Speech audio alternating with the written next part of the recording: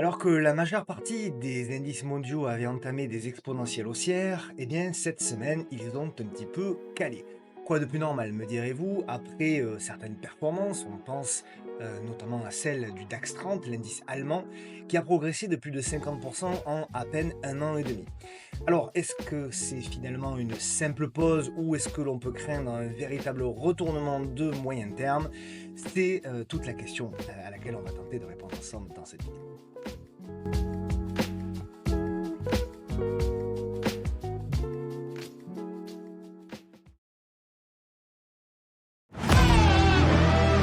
audio.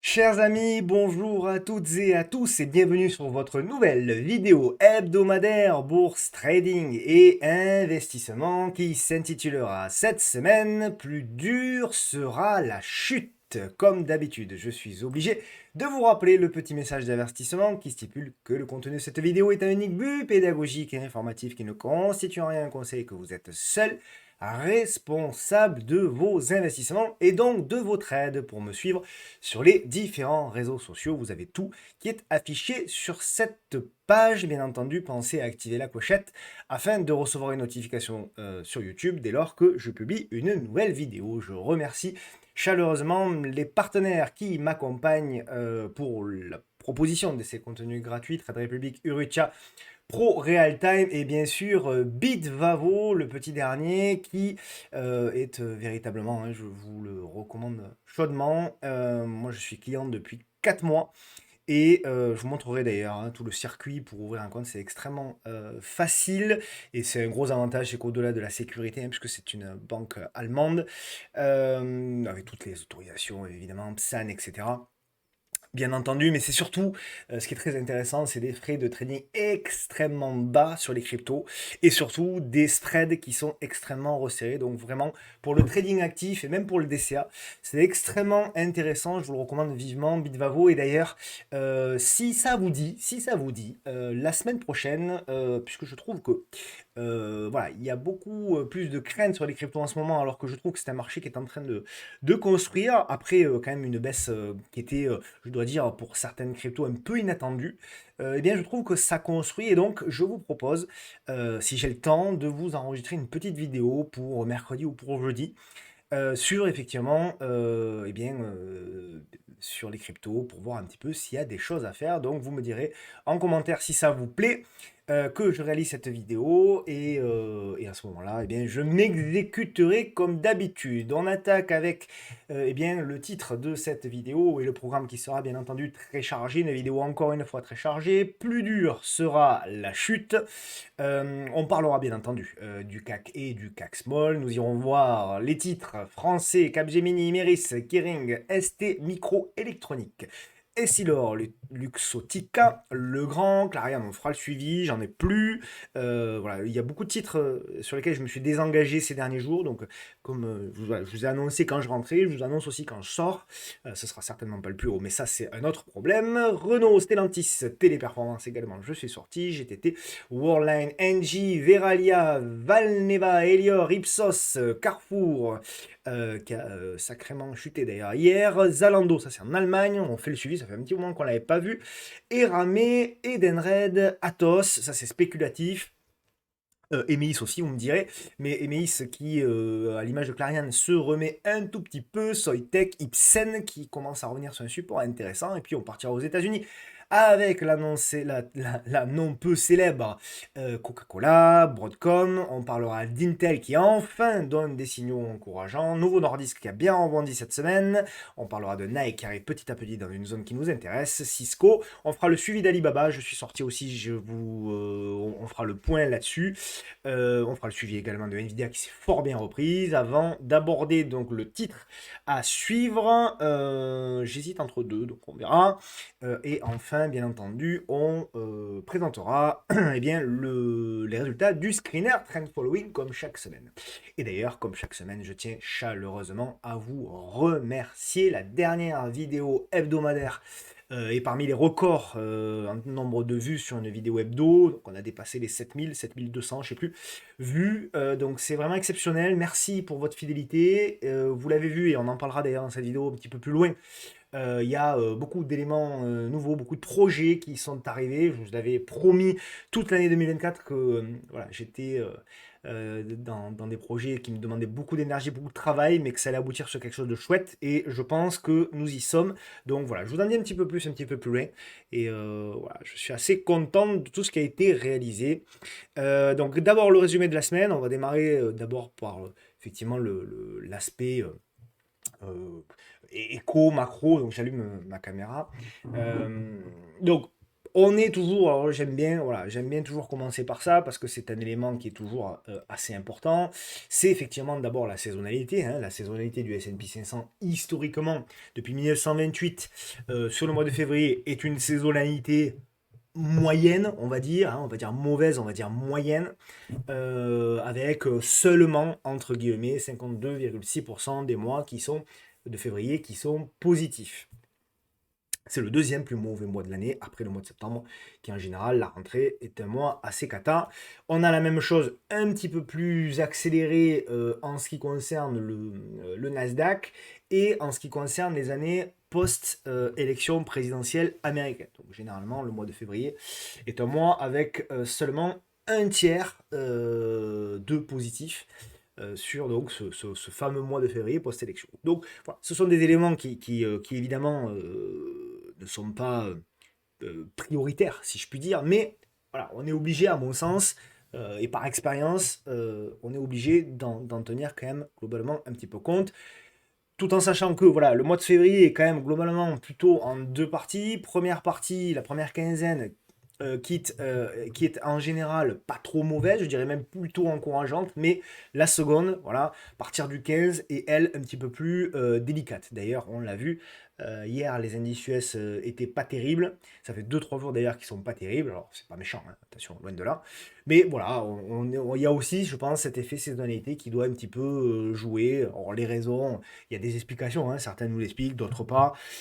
Bon, peu importe, en tout cas, c'est une récurrence statistique que l'on constate. Donc, je pense que on a suffisamment d'occurrences désormais pour quand même en tenir compte, surtout lorsque les graphiques s'alignent avec ça. Donc voilà, c'est ce que voilà, on voit à partir du 16-17 février en général, c'est là où voilà, on a un petit peu plus de retenue, si je puis dire, en termes de performance, notamment sur les S&P 500. Il y a probablement également l'effet publication. Donc, nous sommes dans un temps fort hein, au niveau des publications. C'est la semaine prochaine le pic du nombre de publications France, Belgique et Pays-Bas cumulés. Ça va ralentir un petit peu au mois de mars, même si on a quand même un mois de mars très chargé. Il faut le prendre en considération. Donc ça, c'est un élément. C'est évidemment la même chose aux États-Unis, où on a eu cette semaine un bon nombre de publications. Et là aussi, effectivement, ça peut engendrer un petit peu de volatilité, bien entendu. Donc ça, c'est pour les éléments, on va dire, entreprise publications, etc., news d'entreprise. Maintenant, si on prend un petit peu plus de recul et qu'on parle un petit peu à la fois de macro et un petit peu de géopolitique, d'abord la macro, bon, des stats qui sont pas terribles, hein, notamment sur les ventes de logements neufs, on s'y attendait un petit peu, hein, elles sont sorties, les stats sur 2024, voilà, qui sont, on peut parler un petit peu quelque part d'effondrement, on a une baisse de 30% sur une année, de 50% sur 2 ans. Donc ça aussi, hein, et même sur les réservations de logements neufs, on s'aperçoit en effet, ça c'est le premier élément, hein, que bien c'est pas terrible. C'est pas terrible et comme je dis souvent, en général, dans un pays développé, surtout en France, où on a quand même, à mon sens, une culture de l'immobilier, eh bien, quand l'immobilier va, tout va, et donc là, l'immobilier va pas terrible. Donc voilà, ça contraste forcément beaucoup aussi avec la bourse, puisque on peut dire que ce début d'année sur le CAC, il est tonitruant, même si sur le CAC Small, c'est un petit peu plus modéré, mais en tout cas sur le CAC classique, c'est c'est fort positif pour le moment en tout cas. Donc voilà, mais attention quand même parce que eh bien, on n'est pas sorti de l'auberge encore, loin de là. D'autant que, alors là, c'est plutôt, j'imagine, des études qui sont faites par rapport au fonds américain, mais nous sommes actuellement en effet eh bien, sur un moment où eh bien, les fonds sont extrêmement investis, hein. Ça, c'est en fait, si vous voulez, ce graphique montre, pour synthétiser rapidement, montre le pourcentage de cash non investi, hein, que détiennent effectivement les fonds. Et donc, effectivement, on le voit là sur ce graphique-là, on est sur un niveau de cash historiquement bas depuis 25 ans, quoi.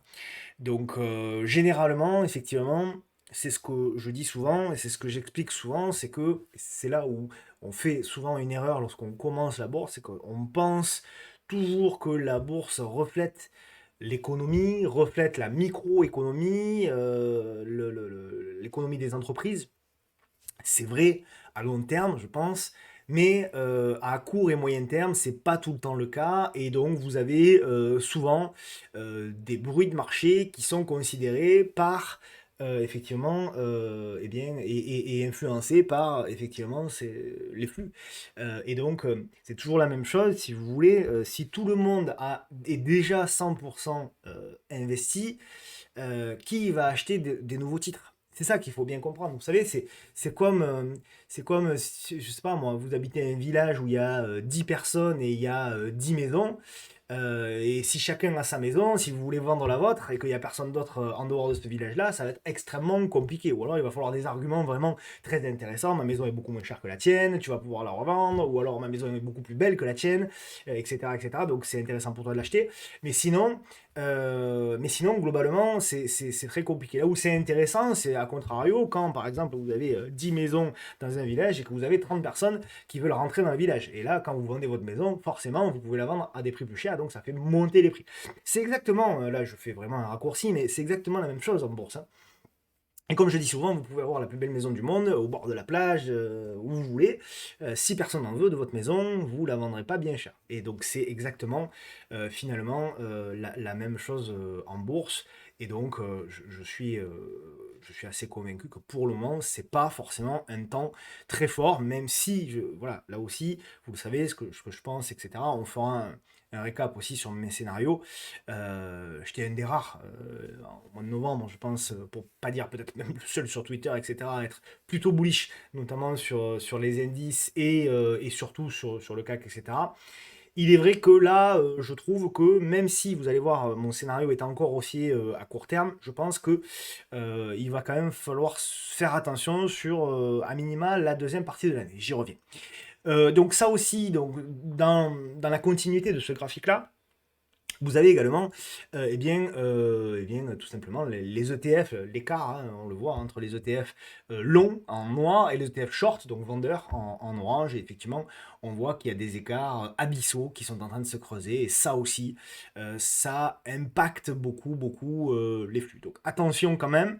D'autant que lorsque l'on regarde effectivement les graphiques, là j'ai pris le DAX parce que pour moi c'est le plus criant quelque part, eh bien on voit que là je suis sur un graphique mensuel, je suis sur la version, c'est la version web de ProAltem, c'est pour ça que c'est pas tout à fait la même que celle que vous voyez. Donc accessible aussi gratuitement, hein, d'ailleurs la version web de ProAltem, allez-y. Et sans compte d'ailleurs, vous pouvez accéder et faire vos graphiques, bref. On voit là, regardez ce mouvement-là, voilà. Et là, notamment, quand vous voyez des grosses boules. Alors, j'ai pas mis les volumes, c'est dommage, mais je suis sûr qu'ils sont très élevés. Quand on voit ce genre de mouvement-là, moi, c'est. Voilà. Alors, oui, on peut continuer à monter. Je pense peut-être même qu'on peut viser les 24 000. Mais honnêtement, si on est investisseur long terme sur le DAX, je suis pas convaincu que ce soit une grande d'opportunité. Voilà, je peux me tromper, bien sûr, vous le savez, il y a aucun problème avec ça. Je me trompe souvent, mais là, en l'occurrence, sincèrement, je suis pas très chaud, voilà, sur le DAX. Donc tout ceci, bien sûr, est aidé, si vous voulez, par un marché aussi européen qui spécule quelque part sur un scénario de fin de guerre. On en a parlé, mais ce scénario de fin de guerre, il est un petit peu... alors, encore une fois, je ne vais surtout pas faire de politique, etc. Je vais essayer d'analyser factuellement ce qui se passe. Et je vais donner mon avis sur les faits, mais pas en profondeur. Et d'ailleurs, honnêtement, que ce soit en politique ou que ce soit voilà, sur les différentes décisions politiques et ça, honnêtement, j'ai pas forcément d'avis parce que je trouve qu'il y a quand même d'un peu de tous les côtés, il y a beaucoup d'incompétences et il y a beaucoup de choses qui sont pas normales. Bref, les Ukrainiens, et notamment Volodymyr Zelensky, sont quand même un peu chahutés, hein. Alors c'est assez étonnant ce qui est en train de se passer. Enfin, moi je trouve que c'est étonnant. Vous me direz ce que vous en pensez en commentaire, ça m'intéresse. Parce que j'ai une réflexion depuis 3 4 jours. C'est-à-dire que j'ai du mal à comprendre. Enfin, je suis en train d'essayer de comprendre, et j'espère que je me trompe sur la réflexion, c'est-à-dire qu'en fait, si vous voulez, vous avez pour une fois un président américain, Donald Trump, qui, alors, il s'y prend certainement mal, il dit des choses comme là, peut-être un petit peu, bon, voilà, je suis pas, je dis pas amen du tout à ce que dit, tout ce que dit Donald Trump, loin de là, mais en tout cas, bon, voilà, il semble vouloir faire en sorte que, effectivement, cette guerre s'arrête. Et d'ailleurs, Zelensky, qui lui était plutôt contre, hein, sous le mandat de Biden, était plutôt non, on lâchera rien, etc. Là, on sent quand même, je sais pas, dans les propos, etc., vous me direz ce que vous en pensez, mais on sent que Zelensky est quand même beaucoup plus ouvert aux négociations, beaucoup plus ouvert, etc. Poutine également semble, d'après ce qu'on lit à droite à gauche, semble lui aussi ouvert. En gros, tout le monde est d'accord. Et finalement, les seuls qui sont pas d'accord, visiblement, ou qui sont pas contents, ou qui font, voilà, comme j'ai vu le président de la République sur TikTok pendant 1 heure et demie, hier soir, enfin, ou hier, eux, ils ne semblent pas forcément d'accord, et ça discute même d'ailleurs, c'est la slide suivante, d'envoi de troupes au sol. Donc c'est assez étonnant, et il ne faudrait pas que dans cette histoire, les Européens se disent en fait qu'ils ont tout à perdre. Ils ont tout à perdre dans une paix Russie-Ukraine, parce que quelque part, et j'espère profondément qu'ils ne pensent pas ça, nos gouvernements européens. Est-ce qu'ils ne se diraient pas, finalement, si la Russie et l'Ukraine arrivent à s'entendre, et bien finalement, nous, quelque part, ben, peut-être que l'Ukraine acceptera de ne plus rentrer dans l'Union européenne. Donc nous, quelque part, on ne récupérera pas l'Ukraine. Quelque part, on aura soutenu, alors je dis pas que c'était une mauvaise décision, hein, bien au contraire, mais on aura soutenu et donc envoyé beaucoup d'argent à l'Ukraine pour finalement pas grand-chose dans notre propre intérêt, hein, je parle bien sûr. Voilà, et est-ce que ça, quelque part, ça gêne pas un peu les Européens qui sont touchés dans leur ego en se disant on n'est pas arrivé à arrêter la guerre, on l'a soutenu, et quelque part, on a ce président américain qui déboule et qui arrive à mettre tout le monde d'accord. Derrière, finalement, les Américains, la relation avec les Russes se réchaufferait. Par ricochet, la relation avec les Chinois, d'ailleurs, c'est assez marrant de constater que, alors que Trump a beaucoup tapé sur la Chine, verbalement, hein, sur son premier mandat, je ne sais pas si vous avez vu, sur le deuxième mandat, il tape très peu sur la Chine. Et quelque part, est-ce que les Européens ne seraient pas plus isolés que jamais en voyant une relation États-Unis-Russie se réchauffer, États-Unis-Chine se réchauffer, et nous, quelque part, est-ce qu'on ne serait pas dans tout ça le dindon de la farce? Voilà, c'est une réflexion, hein. C'est pas un avis là pour le coup, vraiment pas. Mais c'est la réflexion que j'ai en ce moment. Vraiment, ça m'intéresse de manière bienveillante, hein, que vous me donniez votre avis sur ça, et que vous m'apportiez des éléments supplémentaires dans la réflexion, parce que je pense que c'est hyper intéressant. Et c'est surtout hyper intéressant, bon, au-delà de la géopolitique, c'est intéressant aussi pour essayer de faire des scénarios pour ce qui pourrait arriver un petit peu plus tard. Voilà. Donc ce contexte-là de fin de guerre, il n'est pas si, pour moi, comme il se passe actuellement, il n'est pas forcément si positif que ça pour nous, Européens, notamment.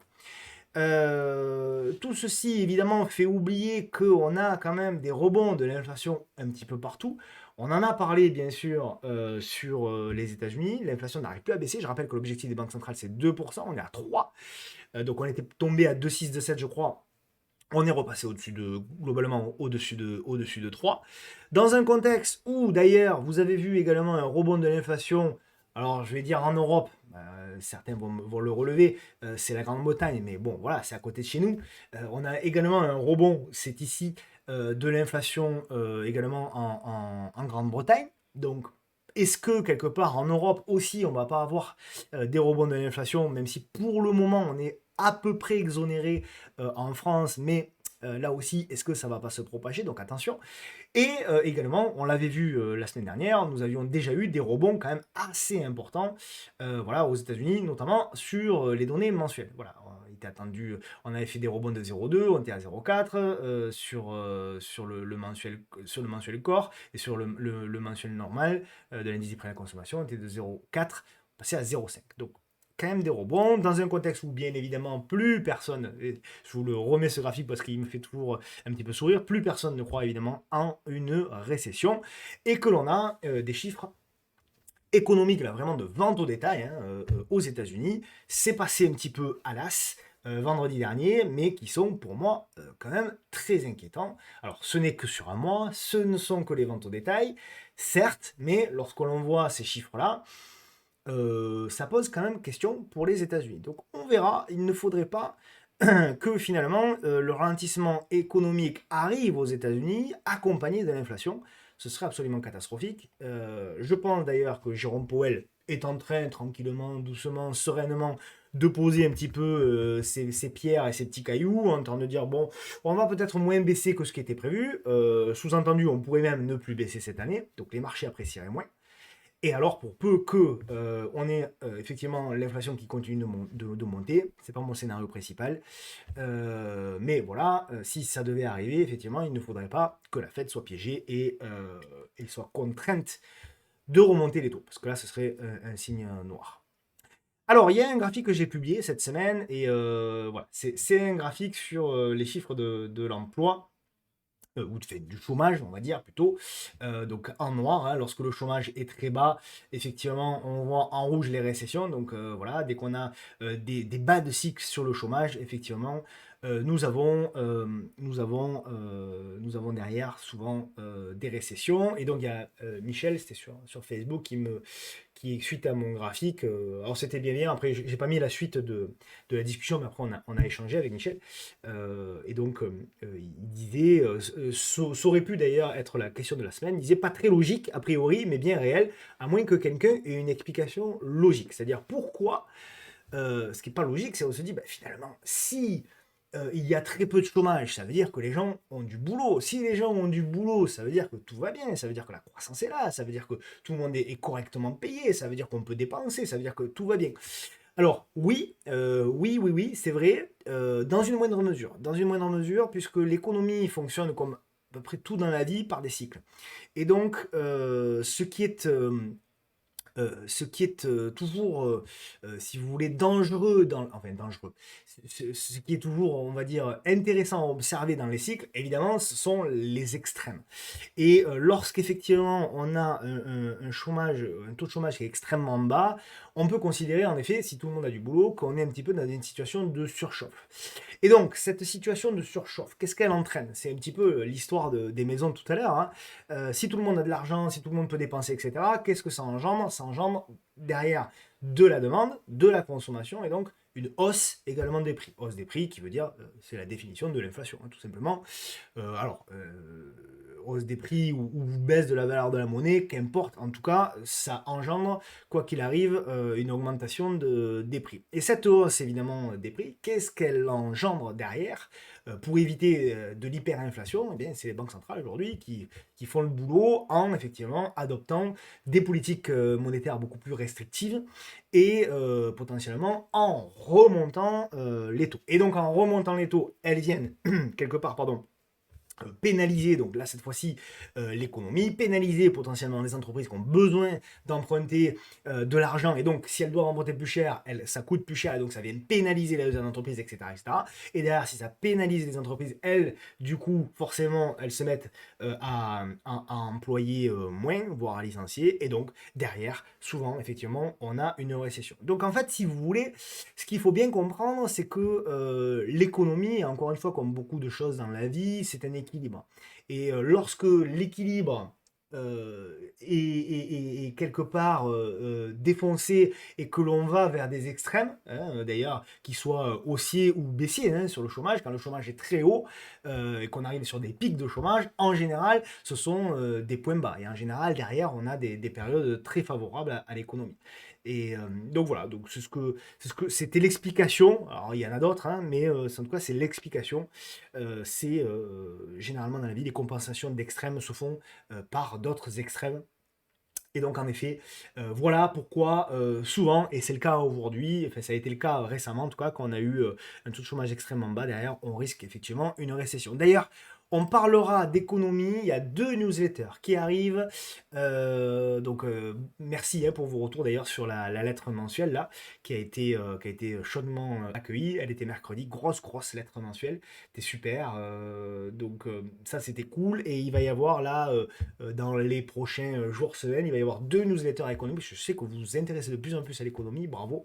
Et ça vous plaît. Donc il y aura, de manière pédagogique, hein, il y aura 2 lettres sur l'économie. Et donc, notamment sur cette possibilité de récession. C'est le thème de la première qui arrivera. Normalement, je vais voir, je suis en train de la terminer là, de la mettre en forme. Mais normalement, elle arrivera très bientôt. Je vous rappelle que vous pouvez bien entendu vous abonner gratuitement à eh bien, cette lettre mensuelle de la table des investisseurs. La question de la semaine, eh bien la question de la semaine, vous l'avez vu, je suis évidemment fort content, hein. La question de la semaine, c'est quelque part, alors j'ai répondu pour la récession, mais la question de la semaine, c'est le site du podcast de la bourse qui sort, voilà, après c'est vrai, des mois de travail acharné, avec voilà, 3 personnes que je remercie d'ailleurs chaleureusement, qui m'ont aidé à la constitution de ce site, que je vous montre de suite d'ailleurs. Donc Vivien, Xavier et Johan, qui m'ont permis donc enfin de réaliser quelque part ce projet qui a été, alors ça a été très difficile. Ça a été très difficile, ça paraît peut-être, alors ceux qui ont fait déjà des sites savent que c'est du boulot, mais voilà, si vous n'avez pas l'habitude, et moi je n'avais pas l'habitude, je suis pas du tout compétent là-dessus, là pour le coup j'ai dû m'y mettre, mais c'est beaucoup de travail, et surtout je voulais voilà, un site qui ressemble un petit peu à ce que je suis, à ma manière de m'exprimer, avec voilà, ma simplicité, hein, un peu, c'est vrai, ma transparence, et je voulais quelque chose aussi qui soit extrêmement facile pour vous et quelque chose qui puisse vous apporter quelque chose.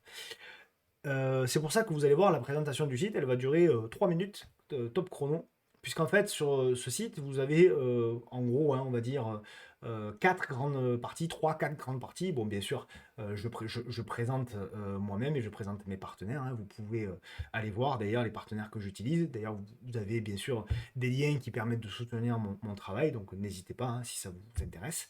Vous avez bien sûr la possibilité de vous inscrire à la newsletter. Alors, la plupart d'entre vous, vous êtes déjà abonnés, hein, donc je vous en remercie. Vous avez l'espace membre, j'y reviens. Vous avez tous nos programmes. Alors les programmes, vous les connaissez, hein. Le coaching également, même si j'en donne relativement peu, mais j'en donne, puisque on me pose souvent la question, voilà. Désormais, c'est officiel. Et les programmes, voilà, vous les avez tous, vous les connaissez, avec notamment MTT Premium. La sortie de MTT Découverte, qui est l'essentiel de MTT Premium. Vous irez voir, je vous en parlerai un petit peu plus loin, c'est pas le sujet du jour. Ultimate Trading avec David et le coaching, voilà. Mais surtout, donc au-delà des programmes de formation, hein, si vous voulez aller un petit peu plus loin, ce qui est vraiment intéressant, c'était vraiment une volonté. C'était pas une idée de moi, c'était une idée une des personnes qui suit mon travail. C'était de créer effectivement un espace membre. Et si vous voulez, dans cet espace membre, voilà. Vous aurez, alors vous créez un c'est gratuit, hein, bien entendu, hein, je ne vais pas le répéter 100 fois, mais c'est gratuit. Donc vous pouvez bien sûr créer effectivement votre compte sur l'espace membre. Automatiquement, si vous n'êtes pas inscrit à la newsletter, ça vous inscrit à la newsletter, donc ça c'est cool. Et puis ensuite, vous avez 4 catégories. Alors pour le moment, elles sont quasiment vides. Je dis quasiment parce que vous allez voir que notamment dans la catégorie bourse, j'ai déjà mis un petit peu de contenu. Donc vous avez voilà, des thématiques que je vais remplir régulièrement, hein, je sais pas, une fois par semaine, quelque chose comme ça. Je ne voulais pas mettre, j'ai beaucoup de contenu à vous filer, mais je voulais pas voilà, d'entrer que vous arriviez avec des tonnes et des tonnes. Je vais voilà, petit à petit, je vais le compléter et l'enrichir. Et vous avez voilà, des articles, hein, donc vous avez notamment bon, le screener Trend Following. Alors, ça m'a été demandé pendant longtemps, il est où ce code, etc. Vous l'avez, le screener Trend Following. Donc vous cliquez, vous vous connectez, vous cliquez, vous aurez accès au code de Pro Real Time. Vous avez après des thématiques. Qui ont été reprises d'ailleurs sur certaines vidéos. Hein, et là, voilà, par exemple, tiens, une question qui a fait débat cette semaine d'ailleurs sur Twitter. Échelle linéaire ou logarithmique. Et vous avez derrière toute la vidéo qui est liée et tout l'extrait vidéo que je fais pour expliquer la différence et expliquer pourquoi j'utilise telle ou telle échelle. Voilà, donc vous avez cet espacement qui est à votre disposition. On complétera bien sûr les différentes thématiques avec des contenus professionnels, semi-professionnels, intemporels, pour que vous puissiez vous former tranquillement et gratuitement. Et à terme, mon rêve, vous savez que j'adore la pédagogie, j'en ai fait mon métier, mais mon rêve, ce serait à terme de quelque part créer une sorte de QCM, de questionnaire géant sur les 4 catégories, afin que vous puissiez vous former et voir avec le résultat où vous êtes plus ou moins compétent et pouvoir voilà, ce serait pas diplômant évidemment, mais en tout cas voilà, ce serait intéressant. Voilà, donc n'hésitez pas à aller sur le site du podcast de la bourse.fr et je vous préviendrai à chaque fois, bien entendu, que je l'enrichirai. Voilà pour cette aparté qui était importante. Je suis très content et évidemment beaucoup d'émotions parce que voilà, ça a été difficile, ça a été très difficile et ça a pris du temps, mais je suis assez content du résultat. On passe, pardon, bien sûr, à l'analyse donc désormais eh bien, technique, hein, bien sûr, avec le CAC qui va bien, qui va très bien, qui certes un petit peu est en train de patiner, quoi de plus normal. On est sur une zone de résistance, on l'a visé, nous sommes arrivés à quelques points des plus hauts historiques. Et on a effectivement pour moi, un CAC qui est en train voilà, de consolider. On voit la réduction de volatilité et moi je pense en effet qu'on est potentiellement en train de démarrer une structure corrective. Alors, hier j'ai proposé un scénario. Alors, il y a beaucoup qui, comme d'habitude, voilà, j'avais promis de m'exprimer. Moi j'ai l'impression qu'on est en train de répéter un pattern qui est assez intéressant. Et ce pattern, quelque part, pour moi, c'est un petit peu, si vous voulez, voilà, on avait eu, donc, nous étions là, on avait eu cette espèce de bottom, d'accord? Donc, pour moi, qui ressemble comme deux gouttes d'eau à celui-ci. Derrière, on avait eu cette tendance haussière, qui ressemble comme deux gouttes d'eau à celle-ci, d'accord? Derrière, effectivement, on a eu cette consolidation que j'attends. Oh, pardonnez-moi, que j'attends également ici. Là, je vous présente mon scénario principal. Et derrière, nous avions effectivement un nouveau démarrage pour aller chercher notamment des plus hauts. Et ensuite derrière, c'est là où après ça répond à la question du jour, c'est là où après on a eu grosso modo une grosse correction. Donc voilà, en gros, pour moi, aujourd'hui, le scénario sur lequel je travaille, le scénario principal. Je répète ce que je dis tout le temps, l'analyse technique n'a pas, malheureusement, la capacité de prédire l'avenir. Moi, la seule chose que je fais, ce sont des scénarios. Pourquoi faire des scénarios? Parce que lorsque les scénarios se réalisent, lorsque le marché vous donne raison, vous allez trader beaucoup plus facilement. C'est-à-dire que si vous avez un scénario haussier et que vous voyez que tout à coup, vos graphiques se mettent en tendance haussière, même si tout le monde à côté vous dit que c'est pas possible, que ça peut pas monter, etc., vous allez quand même trader. Donc voilà ce que je voulais vous dire. Continuez à faire des scénarios, quitte à les ajuster, quitte à en avoir plusieurs, c'est pas du tout un problème. Ok. Voilà le scénario principal sur lequel je travaille. Donc pour moi, effectivement, là, on est sur j'espère, une figure effectivement comme là, avant éventuellement de repartir vers le haut. Ok? Et ensuite, on verra. Mais chaque nouveau plus haut, il faudra faire extrêmement attention. Ok? Bon, voilà pour le CAC. Pour le moment, de toute façon, là aussi, hein, tant qu'on tient la M10, vous connaissez, regardez. On me dit souvent pourquoi la M10. Regardez, mettez-la sur vos graphiques, regardez comme c'est propre. C'est magnifique. Sur le small. Alors, le small, il a moins performé, beaucoup plus en retard, évidemment, le small. Mais c'est intéressant. Le small est en train de réaliser quelque part le scénario qu'on avait, c'est-à-dire de jouer la cassure de cette oblique-là et de consolider, congestionner. Nous y sommes. Ok? Donc moi, véritablement, là, je vais être extrêmement attentif avec ce qui se passe sur les small caps. Voilà. Et le scénario, il est là. Donc, belle réduction de volatilité. Il n'y a pas forcément une grosse réduction des volumes, on attend, on verra. Et on verra ensuite si on casse par le haut ou par le bas. On casse par le bas, on réintègre les 11 000. Déjà, c'est de la faiblesse. On réintègre les 10 700, 10 800, grande faiblesse. Signal vendeur de moyen terme sous les 10 600. A contrario, on repasse au-dessus des 11 250, on continue d'acheter le marché. Et pour moi, le premier objectif, ce serait de revenir ici aux environs, je dirais, des 11 840 points. Et ensuite, on verra pour aller chercher des gaps et pourquoi pas aller chercher le fameux gap de la dissolution de l'Assemblée nationale. Ok? Voilà, de manière assez simple, un petit peu ce que je pense sur notamment les indices. Donc maintenant, on va passer aux actions. Et je vais essayer, évidemment, de faire le plus rapidement possible. Alors, j'avais rajouté 2 actions la semaine dernière et dans le nombre, j'ai gardé le nombre. Donc, ce ne sera pas une vidéo courte, mais au moins, je sais que ça vous fait plaisir. Je sais que vous aimez bien qu'on aborde un maximum de valeurs. Bon, Capgemini. Capgemini, si vous voulez, il n'y a pas grand-chose qu'à changer. À l'époque, nous étions acheteurs sur les 160 pour de l'investissement, pour du trading également. Souvenez-vous, on jouait le scénario de la cassure ici, d'ailleurs c'était noté, ça devait être effectivement fin décembre. Il y a eu la belle congestion, la cassure. Derrière, on revient dans cette zone-là. Donc je reste sur mes 2 zones d'investissement sur Capgemini, la zone des 150, 155. Encore une fois, c'est des zones entre 150 et 160. Et enfin, la zone des 110. Ça, c'est pour de l'investissement, pour du trading. Je refais mon graphique là. Je refais mon pattern ici. Je veux la construction. Et si j'ai la construction, bon voilà, on avait mis d'ailleurs. Ah non, mais c'était avec le salon, je crois. Le signal d'achat au-dessus des 161. J'efface le plan précédent, ça ne sert plus à rien maintenant. Voilà. L'idée, c'est d'essayer d'avoir une construction de pattern ici pour ensuite, évidemment, casser par le haut et repartir. Ok? Bon, pour le moment, à part pour du trading, hein, pour le moment, il faut patienter un peu. Imeris, assez content parce que la zone long terme, elle a été approchée et derrière, ça a bien réagi. Alors, il faut la mettre en... Bon, je peux la mettre en journalier, ça suffit.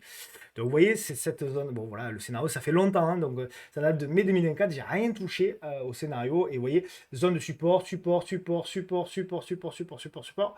Et donc, effectivement, à chaque fois qu'on s'approche de cette zone-là, c'est un bon point intéressant. Maintenant, voilà, c'est du rebond. On peut aller encore un peu plus haut, mais Imeris, pour moi, c'est plutôt, voilà, c'est plutôt de l'achat sur repli. Ou éventuellement, si vous avez vraiment une construction à plat, là derrière, on peut jouer pour revenir dans cette zone-là. Il faudra faire attention, ou retournement, ou alors si tout va bien, la cassure et la continuation, et la cassure par, évidemment, le haut. Ok? On passe à Kering.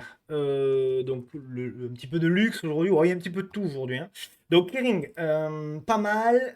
Intéressant. Voilà, intéressant. Kering, moi, je la surveille de très près. On a cassé la M200. On est en train de construire le premier pattern. Donc, là aussi, bon, ben voilà, je vais pas redessiner, je vais pas redessiner ce que j'ai fait déjà il y a plusieurs semaines. Donc, on a eu effectivement la première cassure de congestion ici. Et là, on est en train de démarrer la seconde. Donc, ce que je veux, c'est ça. Voilà. Ce que je veux, c'est ça. Et c'est en train de réaliser ça. Donc, c'est vraiment pas mal. Là aussi, regardez la chute des volumes. Ça, c'est intéressant. Donc, à suivre de très près. Kering également, ils ont déjà publié en plus. Donc, si ça casse par le haut, c'est que le marché sera quelque part convaincu. Donc, Kering assure de très près. On va faire le suivi, je pense d'ailleurs, parce que moi, ça m'intéresse. STM, du rebond. intéressant, hein, le rebond de STM. Donc, je vous rappelle qu'on est sur un gros niveau, hein, alors qu'il était un petit peu enfoncé quand même. Mais derrière, on réintègre. Et là, on est en train de. Là aussi, hein, valeur à suivre. Hein, valeur à suivre. ST Microélectronique. Valeur à suivre. Donc là, alors attention, on n'a pas retourné les tendances, hein, bien entendu, hein, on est encore sous les MM200 qui sont en train de venir, mais voilà, véritablement, là, c'est intéressant, si on arrive à construire là-dedans, moi, je serai acheteur et je tenterai véritablement le retournement de tendance pour aller chercher, alors déjà pour aller chercher les 29, voire les 30, puis éventuellement les 35, mais même pour aller, pourquoi pas, beaucoup plus haut. Donc ouais, ça m'intéresse, je trouve qu'on est sur un gros niveau, mais j'attends la construction qui n'a pas encore eu lieu. Voilà, pour le moment, vous voyez, c'est du zigzag. Pour moi, je vous avais dit, hein, pour moi, ça c'est une fin de structure potentielle. Donc voilà, rien n'est fait. Mais pour moi, ça y ressemble fort.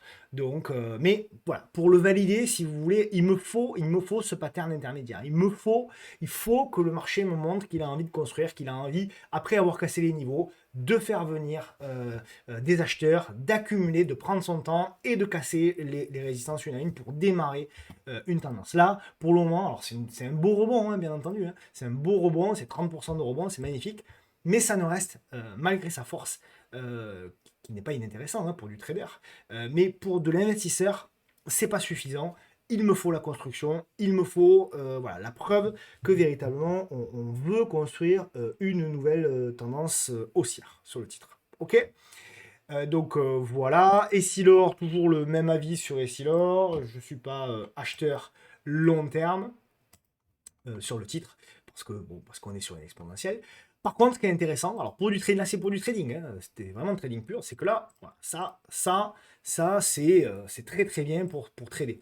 Bon, juste il faut faire attention évidemment parce que chaque nouveau plus haut, vous risquez le retournement. Investisseurs, n'y allez pas de grâce. Si vous voulez investir pour les 5 prochaines années, attendez un repli parce que oui, effectivement, vous avez effectivement des congestions qui cassent par le haut, des congestions qui cassent, mais au bout d'un moment, vous aurez le retournement. C'est inévitable. C'est inévitable. Donc voilà, ça peut prendre du temps, ça peut continuer à monter, etc. C'est pas le sujet. Le sujet, c'est est-ce que c'est une opportunité long terme à proximité des 300 euros? Pour moi, la réponse c'est non. La valorisation, voilà, je sais plus, je crois qu'on est un PER de 50 ou de 60. Là-dessus, bon, ça commence à faire quand même beaucoup. Voilà. Mais par contre, pour du trading, voilà, ce que je vous dis, pour du trading, ma foi, quelqu'un qui veut tenter une stratégie, ouais, pourquoi pas, je veux dire, là, quelque part, alors là, j'ai pas, elle est peut-être pas finie la structure, mais voilà, un achat là, par exemple, vous tentez un petit stop là, vous vous dites, comme on est sur des plus hauts historiques, c'est difficile d'avoir des objectifs, mais si ça vous fait un stop à 3%, eh bien, vous visez par exemple 4,5, voire 5%. Voilà, vous vous dites, ben, moi je vise là un premier objectif, et ensuite, j'accompagne avec une moyenne mobile voilà, à 10 jours et j'accompagne au fur et à mesure pour les objectifs suivants. Voilà, vous avez des ratios qui sont intéressants hein, en faisant comme ça. Mais voilà, c'est sur des plus hauts historiques, c'est un trading. Là, on s'adresse aux traders purs. Le grand, c'est un peu la même chose. Le grand, hein, évidemment, c'est un très beau trend. Mais là aussi, voilà, ce qu'on disait, trader, c'est plutôt ces zones-là. Investisseur, c'est plutôt ces zones-là. Donc la zone des 80 et 65. Trader, voilà. Mais là, pareil, là pour moi, attention, on est quand même sur des niveaux, il faut faire gaffe, d'accord? Il faut faire attention à ce niveau-là. Chaque nouveau plus haut, on le voit, hein, ça c'est des structures, vous devez les reconnaître. Ça, c'est des structures en général. Vous voyez, à chaque fois, on fait un nouveau plus ici, on a la chute. Ici, on fait un nouveau plus là, on a la chute. On fait un nouveau plus là, on a la chute. On fait un nouveau plus là, derrière, vous risquez un retournement. D'accord? Donc faites attention, n'allez pas investir sans plan, sans stratégie, sans stop sur ces niveaux-là. Vous avez de grandes probabilités derrière d'avoir un mouvement de contre-pied baissier. Hein. Clariane, alors fin de trade pour moi, pour le moment. Clariane, donc moi je me suis fait sortir ce set, vous l'aviez vu, hein, moi encore une fois je vous dis tout en transparence, comme ça au moins il y a pas de sujet. Je me suis fait sortir sur cette mèche là. Alors je sais plus exactement, hein, mais j'avais le stop grosso modo là, 2,78, quelque chose comme ça, je me suis fait sortir. Donc voilà, alors, ça reste un très bon trade, hein. Je crois que c'était 25% ou 30% de gain là-dessus en quelques séances. Donc, je signe tous les jours, mais effectivement, j'ai pas vendu au plus haut, ça c'est sûr, puisque derrière, elle a continué par rapport au stop, elle a fait encore 9% de plus. Bon, ben, c'est la vie, hein. On ne vend pas malheureusement au plus haut, j'ai essayé pendant des années, j'arrive toujours pas. Voilà, j'attends, c'est pas fini hein, pour moi, donc j'attends une nouvelle structure. Toujours la même chose, voilà. Est-ce qu'elle arrivera là? J'en sais rien. J'attends une structure. Et si j'ai un beau pattern, une belle structure, à ce moment-là, effectivement, on tente à nouveau de l'achat. Donc on la suit de très très près. C'est bullish, hein, ça reste bullish, etc. Mais effectivement, vous voyez, bon, voilà, on était arrivé sur des niveaux, voilà, des premiers niveaux de résistance. Donc moi, voilà, quand j'ai vu effectivement ici la mèche haute, en effet, bah, j'ai mis le stop voilà, sous le plus bas du jour, 2,80, quelque chose comme ça. Et donc derrière, la mèche assassine qui vient te chercher et qui vient créer la liquidité pour repartir. Mais bon, ça, ça fait partie des règles du jeu, j'ai pas de problème avec ça. Faut pas avoir de problème avec ça. Ok, donc on va continuer à la suivre. Renault, tous les jours un bruit nouveau. Renault, Renault, zone de, pour moi, attention quand même, hein. On est sur une zone, pour moi, une belle zone de résistance. Alors, ça peut casser par le haut et à ce moment-là, on démarre une nouvelle tendance.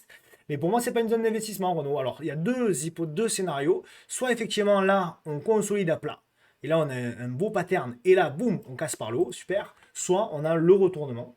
Euh, et j'avoue que je crains un petit peu un retournement, à minima sur cette zone-là, et après on verra si beaucoup plus c'est affinité. Ça reste un pattern de retournement quand même. Mais voilà, si on pouvait revenir sur les 44-45, ce serait déjà pas mal, et on pourrait tenter effectivement un signal de retournement pour repartir ici aussi. D'accord. Mais dans les trois scénarios, vous voyez, c'est de l'achat quand même, hein. Pour moi, c'est de l'achat sur Renault, parce que pour moi, on est en train de retourner les tendances. Stellantis, donc même secteur, bien évidemment. Stellantis qui va beaucoup mieux, les news sont bonnes, etc. On a beaucoup parlé également de Stellantis sur la zone des 11,50 €, on est à 13,50 € aujourd'hui. Donc c'est vraiment intéressant. On a parlé bien sûr de cette fin de structure, la cassure, la petite figure, la cassure. Là, nous, on est rentré avec le salon ici au-dessus des 12,66. Donc vraiment intéressant. On est revenu donc zone de résistance à l'empreinte gap. Je vise comment dirais-je, la clôture hein, de ce gap, la fermeture, pardon, de ce gap. Donc voilà, c'est plutôt pas mal. Effectivement, la moyenne mobile également à 10 semaines, elle s'est bien réorientée. Là, vous le voyez ici, tac, tac, tac, elle est baissière, baissière, baissière, baissière, baissière. Elle s'est aplatie, elle est en train de se réorienter. Donc c'est vraiment intéressant.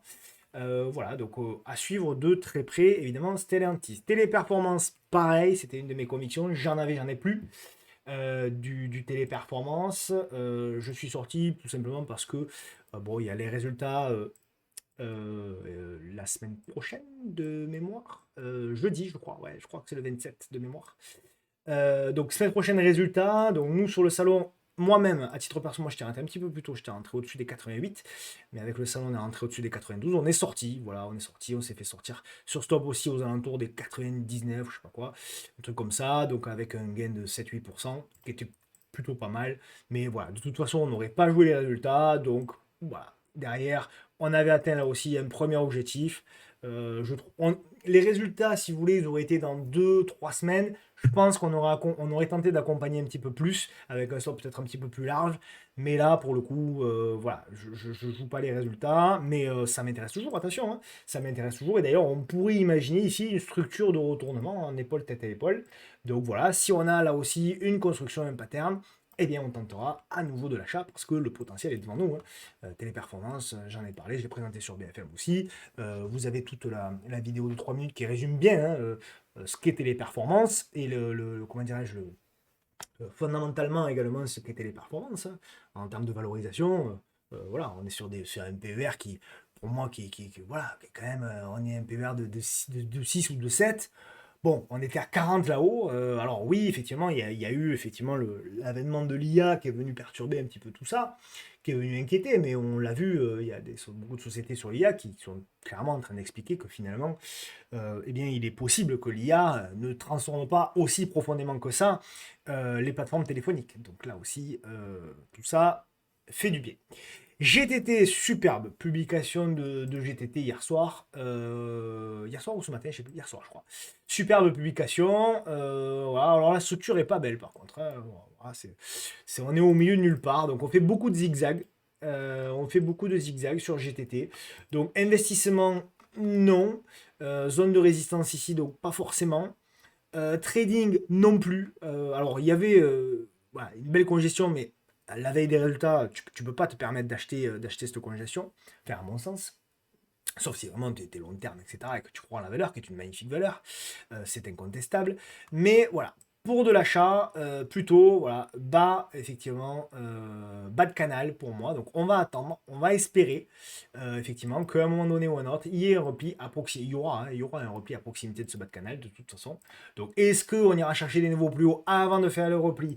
Est-ce qu'on va congestionner, qu'on va, avant de repartir, etc. Je sais pas, mais dans tous les cas, c'est de l'achat après. Donc voilà, achat sur repli, investisseur comme trader, ou alors, sauf si on a un beau pattern intermédiaire, voilà, petite congestion, double top, etc. On veut trader la cassure, très bien. Mais sinon, pas plus que ça. WLN, ça veut pas, hein, elle est pénible. Hein. WLN, ça zigzag. J'adore la construction, mais pour le moment, ça veut pas y aller. J'ai retenté, moi, là aussi, je vous dis tout, on a retenté un trade avec le salon d'ailleurs. La semaine dernière, on s'est fait sortir d'ailleurs hier ou avant-hier, je sais plus, avec un stop court. Hein, on essaye, on tente parce que pour moi, je trouve que la structure elle est pas inintéressante, mais voilà, ça zigzag, ça voilà. Ce qui est intéressant, les volumes sont quand même en baisse là aussi, donc ça c'est plutôt intéressant. Et voilà, je trouve que la structure a du sens, mais voilà, c'est pas ça a du mal pour le moment. Donc je le surveille de très très près. Je vous dirai hein, lorsque vraiment on aura des signaux intéressants.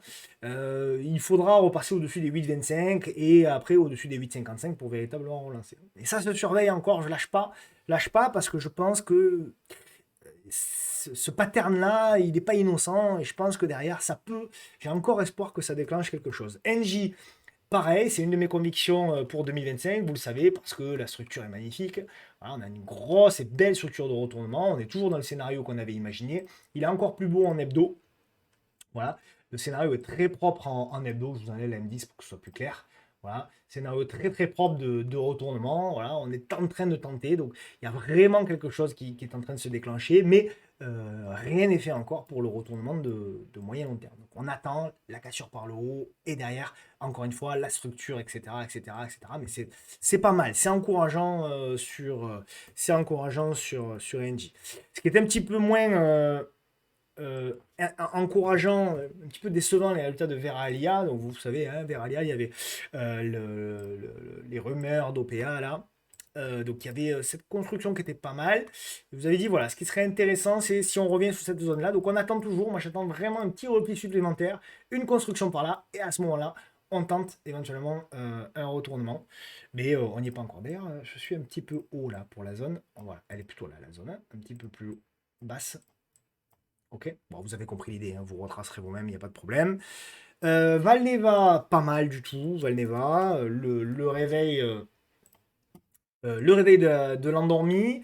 Là aussi, on a une structure qui n'est pas dégueu. Hein. Donc, nous étions voilà, revenus sur une grosse zone, on avait indiqué la zone de support de long terme. Derrière, on avait proposé un trade, souvenez-vous, au-dessus voilà, des 2,32. Donc, derrière, voilà, c'est assez intéressant. Alors, je ne sais plus si c'était sur la vidéo ou sur le salon, peu importe. Derrière, on a pris quand même 80%, c'est intéressant. Et là, il semble qu'on soit en train, effectivement, de dessiner quelque chose. Donc, il va falloir la suivre, en effet. Il va falloir la suivre. D'autant que voilà, là aussi on a un retournement de la M200, donc ça c'est intéressant. Précédemment, elle avait bien fait résistance, donc voilà, ce qui serait vraiment intéressant, et vraiment qui confirmerait un petit peu cette analyse-là, si vous voulez, c'est que voilà, quelque part on ait cette M200 qui se redresse et qu'on ait une construction voilà, à proximité de la M200, qu'on la valide et que derrière on ait effectivement le retournement. Et là on pourrait démarrer une belle tendance hein, sur Valneva. Elior, je t'aime moi non plus. Elle veut pas, elle veut, elle veut pas, elle veut, elle veut pas. On dirait ma femme d'ailleurs. Donc, toujours, je peux pas m'en empêcher. C'est comme ça. Ça restera ça restera de toute façon, ça c'est sûr. Donc, on est en train effectivement de bloquer hein, sur cette zone de résistance des 2,75. Donc, on a fait la tentative ici de cassure. On revient bloqué, on revient à nouveau bloqué. Donc, voilà, on attend. on attend, on patiente et on attend effectivement la congestion, la structure et éventuellement la cassure. Bon, pour le moment, il n'y a rien. Voilà, il n'y a rien, si ce n'est que ça construit. Voilà, donc c'est long, c'est lent, c'est chiant, mais ça construit. Ipsos, pareil, alors j'avais un trade moi sur Ipsos, me suis fait sortir avant-hier. Bon voilà, pareil, je vous montre tout, hein, je vous montre quand ça marche. Ah, ça a moins marché là, ces derniers jours, hein, ça fait 2-3 jours d'ailleurs, beaucoup de stops ont lâché, je l'ai dit sur Twitter. Donc j'ai repris beaucoup de cash, bah, vous l'avez vu hein, sur les valeurs, je vous l'ai indiqué. Donc voilà, à voir si ça peut repartir ou pas. Mais en tout cas, Ipsos fait partie. Voilà, je trouvais que la structure était pas mal. Bon, mais pour le moment, ça ne veut pas. Alors, c'est un stop à 2%, hein, c'est que dalle. Mais bon, voilà, c'est comme ça ne veut pas. On sort, on attend, on observe. Voilà, est-ce qu'il y a effectivement. Pardon. Est-ce que effectivement on est plutôt sur quelque chose comme ça? Possible. Mais il va falloir. Voilà, on retentera si on a un nouveau signal un petit peu plus tard.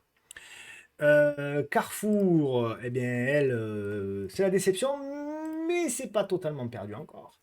Puisque, voilà, alors il y a -8 hein, sur effectivement le comment dirais-je, le gap baissier qu'on a eu hier. Donc voilà.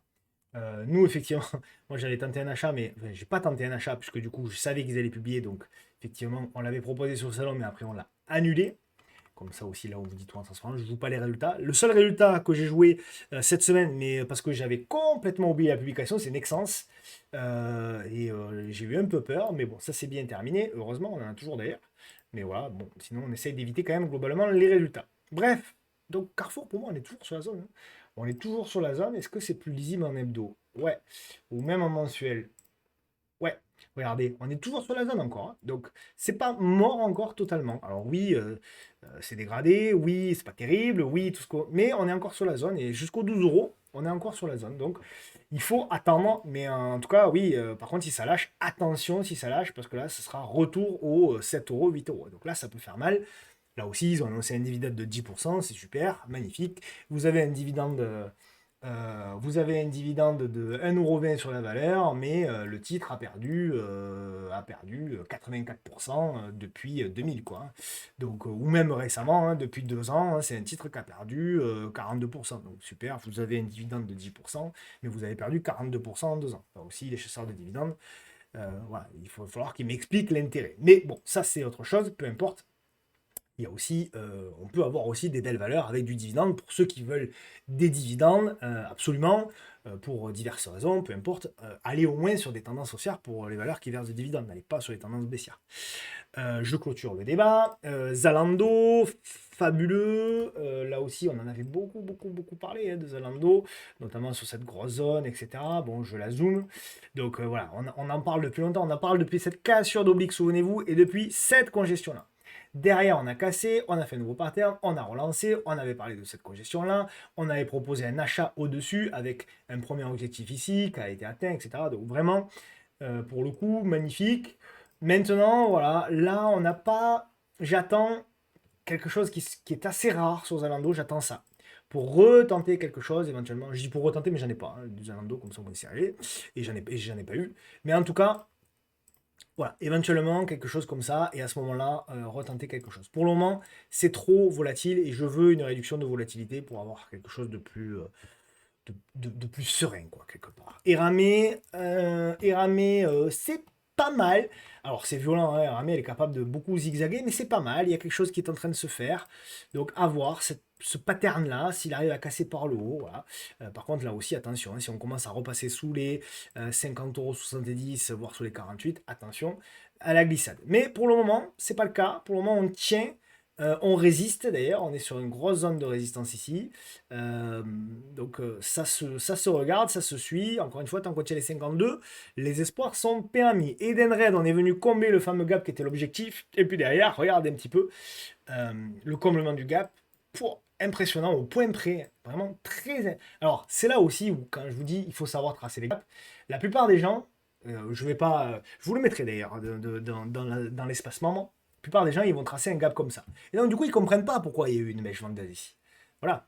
Sauf que le gap, comme je vous l'ai déjà expliqué, ça, il n'est pas là le gap. Le gap, il est là. Voilà, à la clôture de la veille. Et après, au plus haut du lendemain. Voilà. Et donc, qu'est-ce qui s'est passé là? On voit bien l'intérêt de savoir bien tracer les gaps. ce qui n'est pas toujours le cas malheureusement sur les réseaux, y compris par des grands analystes techniques. Mais là, regardez, le point près derrière, pouf, la vente. Et je suis sûr que si vous vous mettez par exemple en 4 heures, vous allez le voir. Voilà, regardez. Vous le voyez là? Voilà, je me mets en 4 heures. C'est très clair. Il est là le gap. Mais en daily, vous ne le voyez pas. Enfin, vous ne le voyez pas à l'œil nu. Mais en tout cas, si vous savez interpréter les bougies, vous le voyez. Et regardez, au point près derrière, regardez la mèche un peu. Pof! Donc c'est pas rien, hein. Derrière, c'est une mèche de 4 heures qui fait moins 10%. Donc là, ça rigole pas, hein. Ok. Athos, Porthos et Aramis. Alors Athos, bon, c'est une daube, hein, sujet. Alors, moi, j'en ai pris un petit peu. Donc, je me suis fait engueuler par certains d'entre vous. Bon, je vous explique pourquoi. J'en ai pris un petit peu. Un petit peu. Calmez-vous. J'en ai pris un petit peu. Pourquoi? Parce qu'on a eu pour moi un petit signal. Voilà, un petit signal. J'ai voulu l'exploiter. Bon, voilà. C'est une toute petite position, hein. Je parle de quelques centaines d'euros, hein, là-dessus. Donc, voilà. Toute petite position parce qu'on avait le signal. Faut zoomer. Faut zoomer à mort. Voilà. On avait sur cette bougie-là le signal de retournement en hebdo. Donc voilà, en hebdo, on a effectivement l'AM10 qui se rehausse. Et moi, alors je sais pas si j'avais mis le plan. Oui, il y est le plan. Donc je zoome, voilà. Le plan, voilà, j'ai tradé tout simplement, très simplement, classique, hein, la cassure.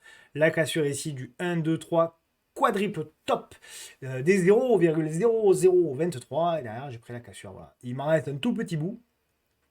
Donc c'est pas mal, c'est 50% je crois de hausse, voilà, jusqu'à 56% même de hausse.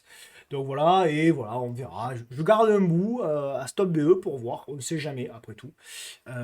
Mais voilà, j'ai déjà pris la moitié euh, de ma petite position, donc ça n'avait pas grand-chose.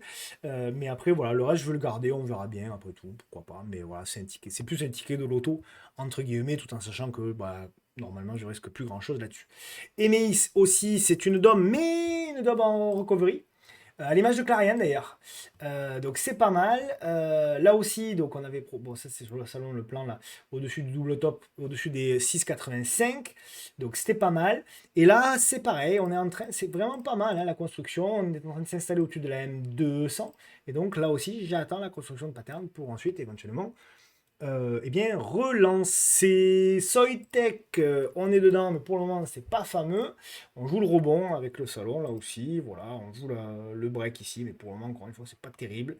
Donc, pourquoi je tente le rebond en contre-tendance? Parce que, voilà, pour moi, on avait une grosse ligne de support. Et voilà, l'objectif, c'est de revenir combler éventuellement une partie du gap, les 70, 71, 72, on verra. Mais voilà, c'est de la contre-tendance. Si on recasse par le bas, moi, je sors, j'hésiterai pas. Ibsen, elle revient sur le support oblique. Voilà, ce fameux support oblique de 2001, 2022, 2022, 2024, 2024 à nouveau, fin 2024 à nouveau. Et donc, on y revient petit à petit. Voilà, même là. Donc, toute cette zone-là, c'est très intéressant. Donc, investisseur, pourquoi pas. Et trader, toujours pareil, on attend un petit, voilà, la petite construction. Mais en tout cas, ça se suit de près à mettre dans vos watchlists. Alors, je ne sais pas quand est-ce qu'ils publient, comme d'habitude, hein, vous regardez les dates de publication, hein. Je ne vous fais pas un dessin, quoique. Coca-Cola. Coca-Cola. Donc, Coca-Cola, il n'y a pas grand-chose à dire. C'est très haussier, bien entendu. Mais voilà, pour du trading, pas grand-chose à faire, c'est un peu mou. Et pour de l'investissement, pour moi, il faut attendre un repli significatif. Donc nous verrons si effectivement on est sur une structure un peu plus complexe pour éventuellement retenter de l'achat à proximité du bas de canal. Donc on verra. Mais là pour moi, hein, c'est voilà, investissement comme trading, il n'y a absolument rien à faire sur Coca-Cola. Alors si vraiment vous voulez la trader, vous pouvez jouer en mode bourrin la cassure pour aller chercher les plus hauts. Mais honnêtement, bon, voilà, ça n'enlève rien au fondamental, hein, bien sûr, hein, de la société, etc., etc. Mais voilà, je trouve que techniquement, c'est pas forcément hyper intéressant. Broadcom, on l'avait analysé il y a quelques mois de mémoire. Elle est là, Broadcom. Ben voilà, on l'avait analysé. Alors c'est très haussier, bien entendu. Donc on l'avait analysé il y a quelques mois. Ben voilà, on avait, on est revenu, hein, on est revenu sur la zone des 140. C'est l'ellipse ici. Donc, je sais plus quand est-ce on l'avait analysé, peut-être par là, j'en sais rien. Derrière, on a breaké, on est venu faire le pullback, très bien. J'ai le sentiment qu'on est en train, là, encore une fois, de construire une structure de continuation. Donc voilà, structure. Alors il faut la laisser mûrir, mais à chaque nouveau plus bas, on peut tenter quelque chose. Et d'ailleurs, vous pouvez avoir une conjonction, un conglomérat ici de support avec, admettons, la M200 qui viendrait à monter, pardonnez-moi. Donc voilà, on pourrait avoir effectivement ici, aux alentours des 190, un point intéressant à surveiller pour un retournement. Voilà, de manière très simple. Hein, ok. Bon, voilà. Mais pour le moment, voilà. Là, ici, là, pas forcément acheteur. Ça, c'est pour du trading. Hein. Pour de l'investissement, j'attendrai plus bas. Pour de l'investissement, alors il va falloir, hein, mais ça peut mettre du temps. Mais pour l'investissement, pour moi, c'est un peu chaud. Donc au moins de grâce, attendez un repli sur les anciennes résistances cassées, qui, je l'espère, pourront éventuellement faire support. Qu'est-ce qu'il nous reste? Il nous reste Intel. Intel qui se réveille. Donc ça, c'est assez intéressant. Donc on avait proposé deux zones d'investissement, les 17 dollars et les 11 ou 12 dollars. Donc voilà, plutôt intéressant. Donc là, ben voilà, on avait parlé de cette structure-là. Donc on attend là aussi le pattern intermédiaire qui est en train de vouloir se dessiner. Donc ça peut être intéressant à suivre. Intel voilà, pour les prochains jours. À voir si elle est capable de construire là-dedans. Et à ce moment-là, effectivement, on tentera quelque chose. Nous, on fait le suivi. La semaine dernière, vous avez parlé de la zone large. Donc, c'est la zone en vert, je vous rappelle. Donc, c'est la zone qui va de, pour les moins gourmands, 79, aux plus gourmands, 70. Donc voilà, dans cette zone, je suis à l'achat. Donc on avait effectivement, donc c'était déjà là, on avait dit rebond technique, on l'a même pas eu. Moi j'espérais un rebond un petit peu plus avant de repartir à la baisse. Bah, finalement, on a fait un tout petit rebond technique avant de repartir à la baisse. Donc voilà, double appui ici, c'est pas mal, c'est pas mal, c'est pas mal. Donc voilà, pour moi, à chaque nouveau plus bas, c'est une zone intéressante pour investir, s'il y en a. Euh, pour investir sur une première position sur nouveau. La deuxième position, si ça part en cacahuète, elle est là, mais je vous en parlerai plus tard. Si on y va, là pour le moment, c'est beaucoup trop tôt. Donc en tout cas, la première zone verte pour investir, elle est quand même intéressante. Nike qui revient enfin sur une très très belle zone de long terme qu'on attend depuis longtemps, hein, elle est vraiment là, la zone. Alors, elle est entre les 60 et les 65, quoi, grosso modo. Donc, on est à 77, on n'est plus très loin. Et en plus, j'ai le sentiment qu'on est en train de construire une fine structure là aussi. On a la volatilité qui est en train de se réduire. Donc voilà, éventuellement, clac, pour ensuite repartir, ça peut être un très très bon scénario. Donc on attend et on suit de très près. Cisco qui se réveille après des années de végétation.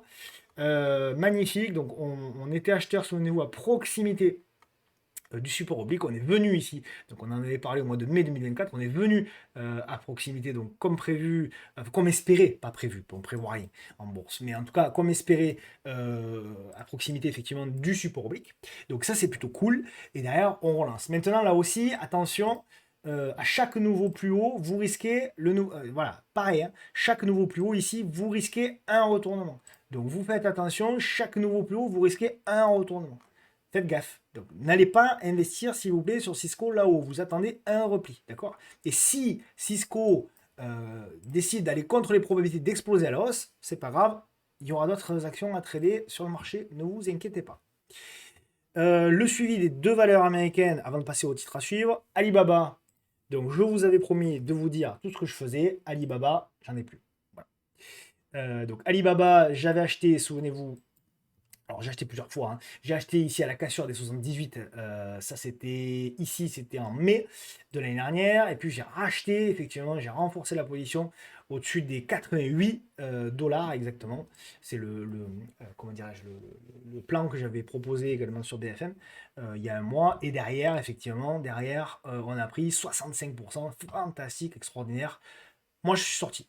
Totalement. Alors, j'ai pas vendu évidemment au plus haut, et surtout sur l'entièreté de ma position, malheureusement. Mais ça aussi, bon, voilà. Là aussi, regardez ce pattern magnifique, pattern intermédiaire. Ça, c'était magnifique pour les traders. Donc voilà, qu'est-ce que j'attends? Désormais, j'attends ça. J'attends désormais un repli et une construction dans la zone de résistance des 120 ici.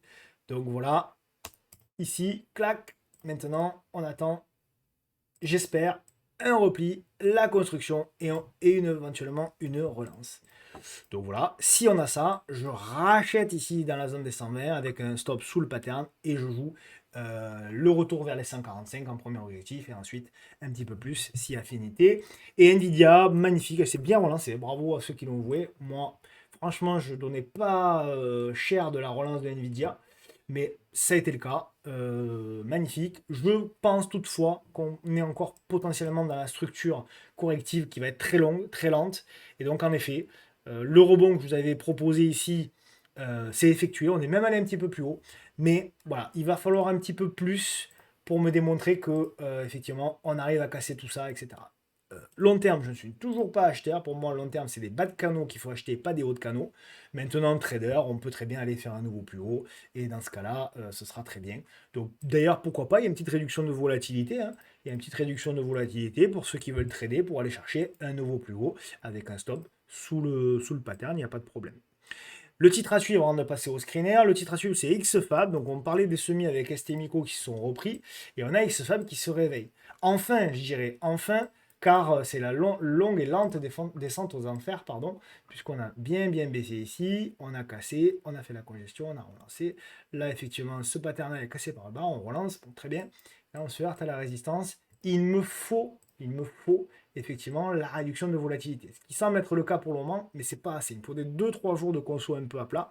Et à ce moment-là, on achète, stop à peu près au milieu du pattern et on vise des retracements. Alors on pourra viser, pourquoi pas, les 6,50 et puis plus si affinité, hein, 7,80 etc. Évidemment, ça dépendra aussi de l'état du CAC Small qu'on a vu en début de vidéo. Donc voilà pour le titre à suivre. Et enfin, le screener trend following, donc où vous avez bien sûr eh bien, toutes les valeurs qui sont ici. Donc voilà, pour vous amuser, vous avez ça. Je vous rappelle bien entendu que le code du screener trend following, vous l'avez à votre disposition dans la zone membre, dans l'espace membre du site du podcast de la bourse.fr où vous pouvez vous inscrire gratuitement. Voilà, c'est la fin de cette vidéo. Merci beaucoup de l'avoir suivi. Merci pour vos soutiens, merci pour vos commentaires. Chaque semaine, c'est merveilleux. Vraiment, vous aidez beaucoup, vous me donnez beaucoup d'énergie pour réaliser tous les projets. J'espère qu'en tout cas, voilà, tous ces nouveaux projets entre la newsletter et l'espace membre du site vous aident dans votre progression. Je vous souhaite de passer un très bon week-end. Je vous embrasse et je vous dis bien entendu à la semaine prochaine. Alors, il y aura dans la semaine probablement une vidéo sur les cryptos et vous me direz en commentaire si ça vous intéresse. Peut-être un live dimanche au lieu d'une vidéo vendredi, peut-être un live dimanche soir pour analyser en direct vos titres.